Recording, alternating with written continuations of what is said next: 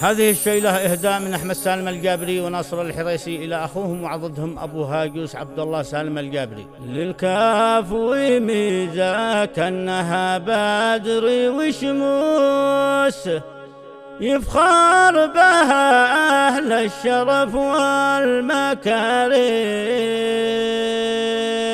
من منبع أهل الطيب للعز مدروس.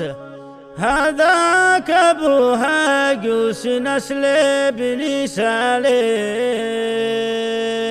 للكاف وميزة كأنها بدر وشموس، يفخر بها أهل الشرف والمكارم، من منبع أهل الطيب للعز مدروس.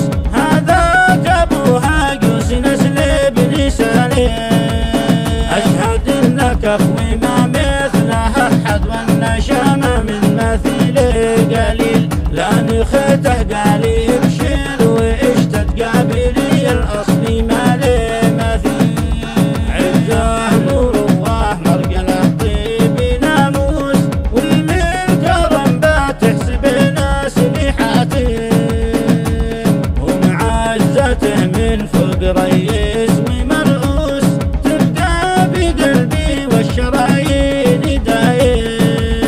له معزة عندي ناصر وأحمد، له مكانة للكريم الأصيل، له وسط قلبي مكانة ومقعد ما ببدل في مكاني بديل. طيب ومن طيب له العز ملبوس، والعز ساسه والكرم له دعايم، جعله من أهل الشر بالله محروس، بحق من لله مصلي وصايم. يا عليق الأصلي يا طيب الجد، في خصالك شرحي يبقى طويل، ختمها صلوا على النبي أحمد وأهل بيته في الضحى والأصيل. للكاف وميزة كأنها بدر وشموس، يفخر بها أهل الشرف والمكارم، من منبع أهل الطيب للعز مدروس. هذاك أبو هاجوس نسل بن سالم.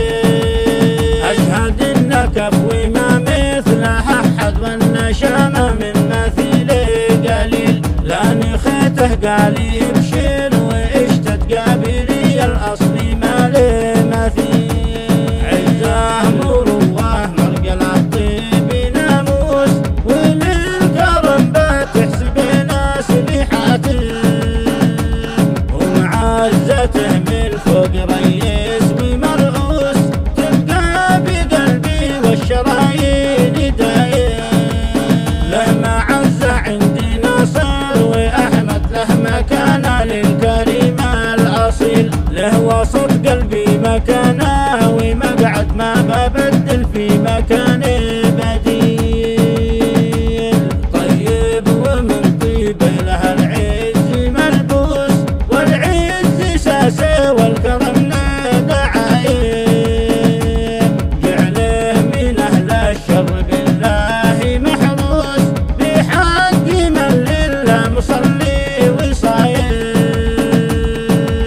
يا عليق الأصلي يا طيب الجد، في خصالك شرحي يبقى طويل، ختمها صلوا على النبي أحمد وأهل بيته في الضحى والأصيل.